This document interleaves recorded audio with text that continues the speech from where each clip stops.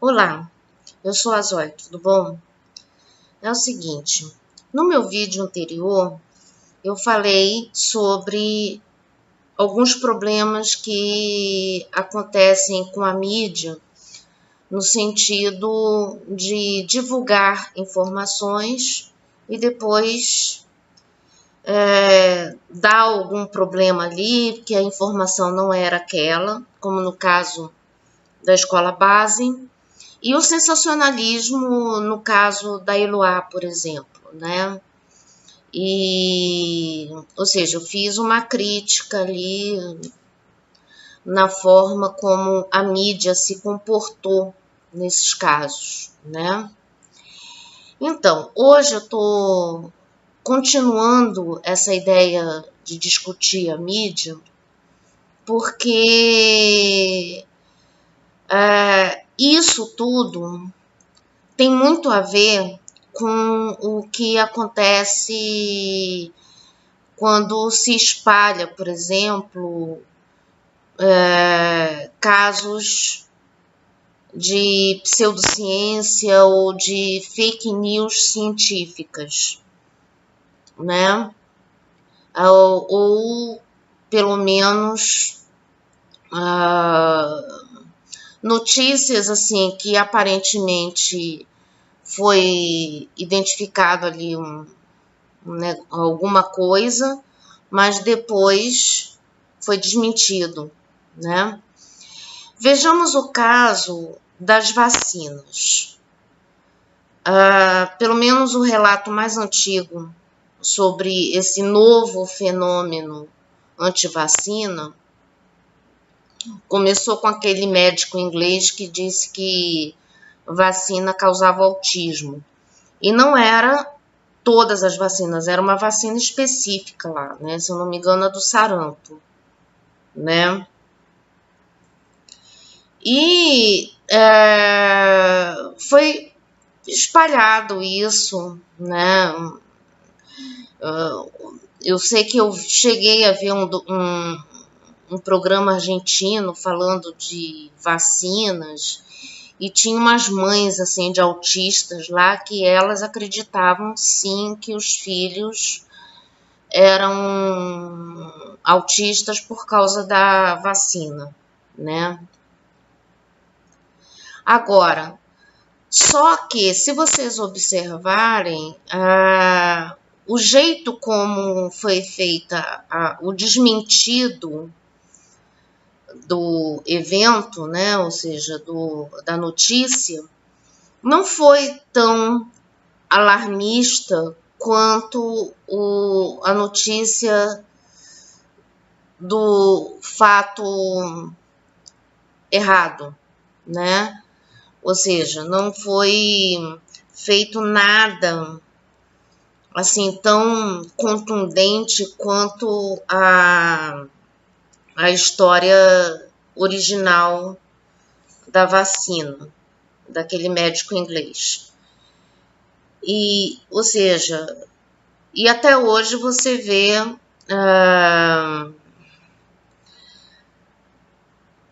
essa coisa perdurando, e não só perdurando, quanto aumentando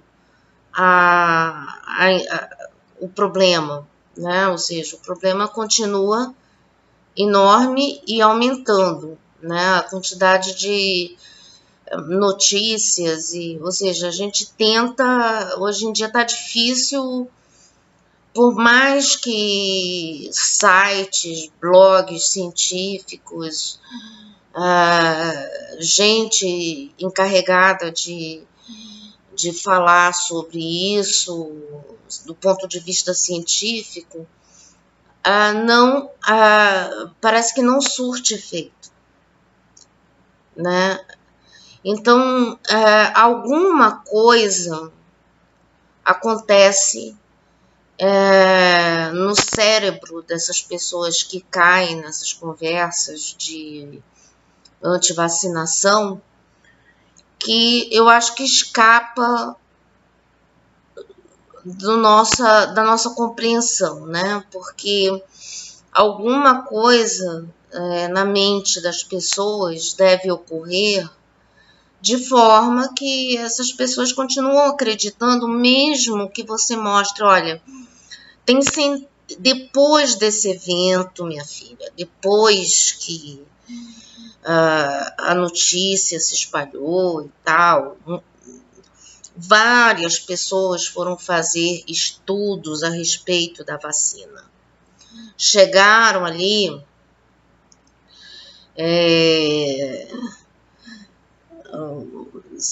eu acho que chega a mais de 100 estudos, sei lá quantos estudos foram feitos. Eu sei que são muitos estudos, é estudo para dar e vender.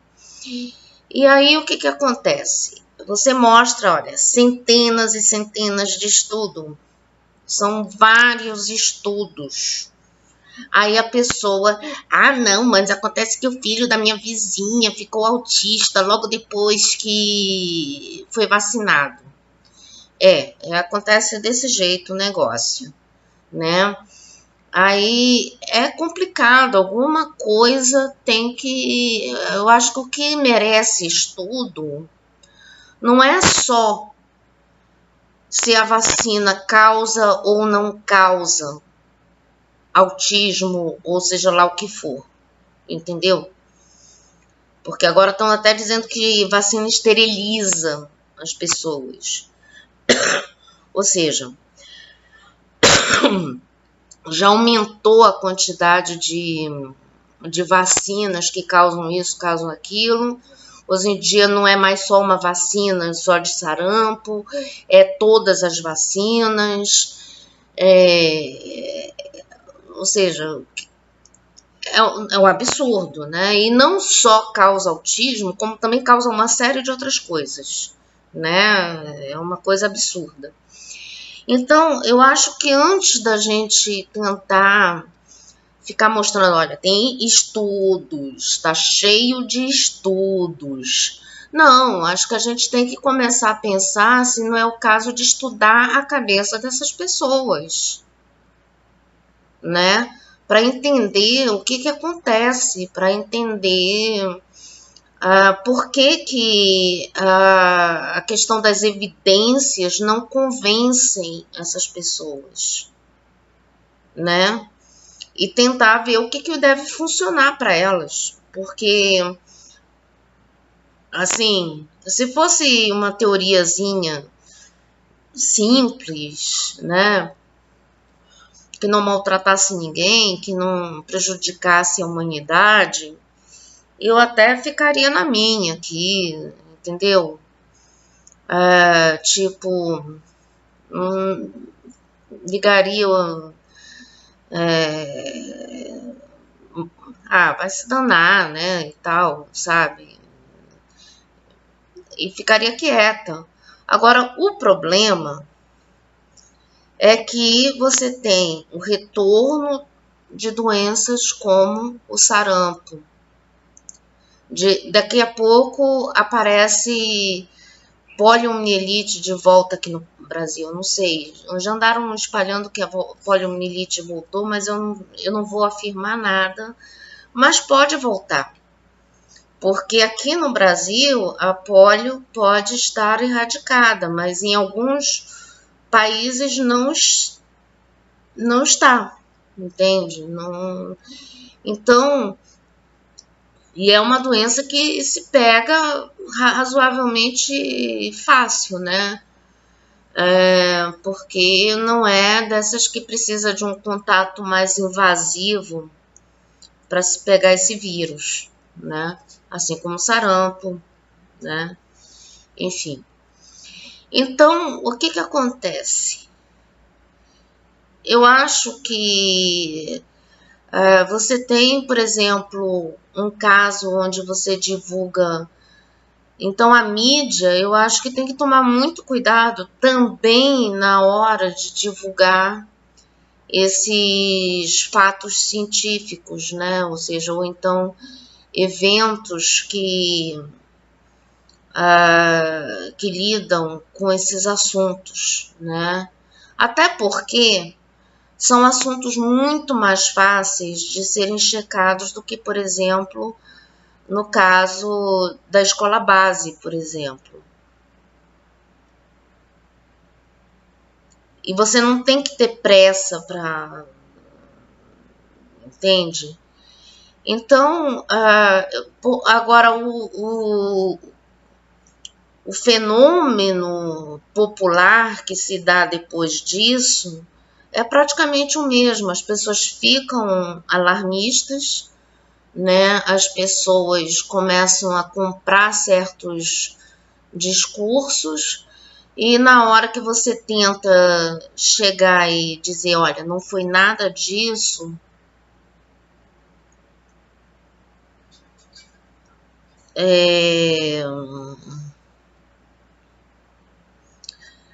não, essa pessoa já está com a cabeça dela formada ou formatada naquela crença e ela não desfaz essa crença. É muito difícil desconstruir isso, né? Então, eu acho que é o caso de você, da mídia, começar também a ter cuidado com essas notícias, né?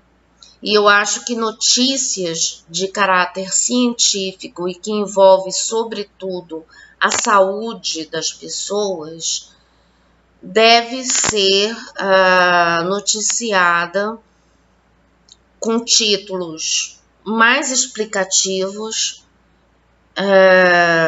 do que chamativos, por exemplo. Eu acho que seria uma profilaxia, né? Por exemplo,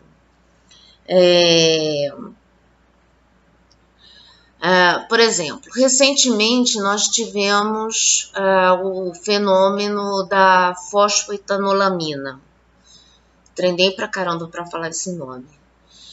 É o seguinte, no caso da fosfo, eu não vou falar de novo essa palavra enorme, é o seguinte, no caso da fosfo, o que aconteceu? A cura do câncer, né? Ou seja, todo mundo, né, embarcou.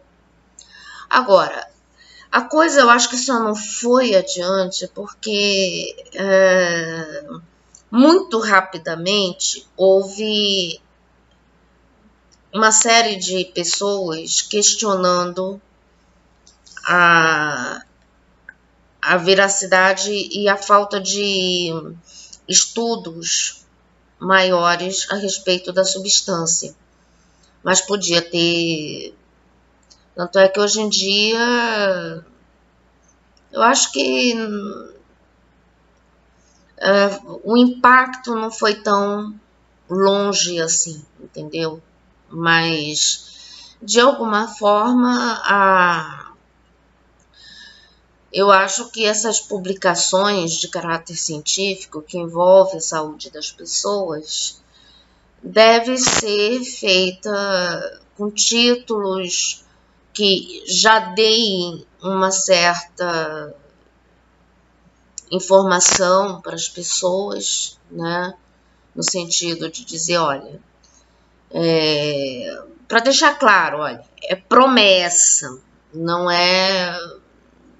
está provado nada, só está, ou então não é qualquer coisa ali que indique que existe esse estudo sendo feito, mas tem ainda carece de mais informações. Eu acho que no título já tem que na chamada da matéria já tem que estar alguma coisa ali, né? Porque também hoje em dia a gente tem que ver que muita gente não abre a matéria para ler. Ela fica só no título, daí, né, para por aí. Então, o que acontece? E não é só o problema das matérias, das pessoas lerem só o título. Não é só esse o problema. É que muitas vezes a gente vai abrir a matéria, a gente vai abrir a página, aí a página não abre porque você não é assinante daquele site. Aí você não consegue ler nada, entende? Então, se for para fazer essas notícias desse tipo, eu acho que essas páginas têm que parar com esse negócio de exclusivo para assinante, porque isso também é contraproducente, né? Isso também não ajuda ninguém, né? Ou seja, mantém uma elite que é assinante do site informada e outras pessoas não ficam informadas, né? Então, isso também não é muito legal, né? Também não ajuda. Então, o que eu acho, sinceramente, é que, primeiro, os títulos têm que já conter algum tipo de informação adicional, principalmente no subtexto, né? Porque geralmente você põe o site, aí tem o título e já tem um trechinho ali do texto logo abaixo, né? Ou seja, então eu acho que alguma coisa ali já tem que estar informando alguma coisa básica ali para ninguém ficar alvoroçado, né? Eu acho que os títulos têm que ser sóbrios, né? Sobriedade, sem muita. Até porque quem se interessar por esse tipo de assunto vai abrir independente se o título está chamando atenção ou não, né? Então, eu acho, sinceramente, que da mesma forma que a mídia tem que tomar cuidado quando vai noticiar um caso como da escola base sobre acusações infundadas, né? Também tem que tomar o mesmo cuidado quando se trata, por exemplo, de uma notícia que vai mexer diretamente na saúde pública, porque hoje em dia a gente não tem condições assim de ficar lidando com, por exemplo, no ano passado ou retrasado, com esse negócio da febre amarela. Gente, eu sinceramente eu achei um absurdo eu ter que discutir febre amarela em pleno 2017, 2018, sei lá, entendeu? Para mim, febre amarela é doença de antigamente, entendeu? É uma coisa que não tinha mais que estar ocorrendo, né? Mas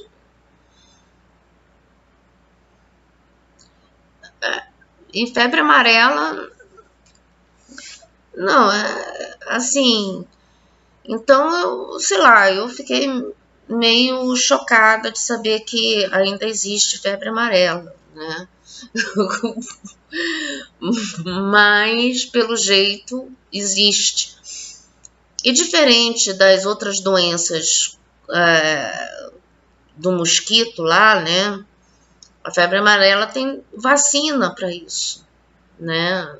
A febre amarela, diferente da zika, da chikungunya, tem vacina, né? Então, por isso que como assim febre amarela, né? Fiquei chocada. Então, sei lá, eu acho que esse vídeo serve meio que como complemento para o que eu falei no vídeo anterior, que apesar de eu estar falando sobre crimes, né, eu acho que essa questão do papel da mídia se aplica também quando se trata desses assuntos ligados à ciência, e, sobretudo, numa área da ciência que mexe diretamente na saúde pública, no caso, vacinações, né? A gente não pode permitir esse tipo de comportamento, né? Ou seja, você pega o tempo que essa notícia aí das vacinas aconteceu, né? E um segundo foi o suficiente para que a coisa se espalhasse, e a gente está demorando uns 20 anos para corrigir esse problema, né? Então, é complicado. Bom, eu acho que eu já falei algumas coisas no vídeo anterior. Esse aqui é mais para dar uma complementada, né? Então, é isso. Obrigada.